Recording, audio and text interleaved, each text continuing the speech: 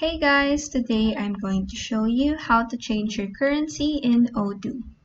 Let's get started. First, go to odoo.com and log in your account. This action will lead you to your dashboard where you will click on the accounting option. In this new tab containing your accounting dashboard, click on configuration from the navigation menu above. Then click on settings from the drop-down menu. In the settings, scroll down to the currencies section where you will click on the field next to currency and choose your preferred main currency. If you want to add more currencies, just click on currencies below it and this will open a new tab. In here, click on the toggle at the far right of each currency you want to make active for your website. Then just save your changes after you're done. And that is how you can change your currency in Odoo.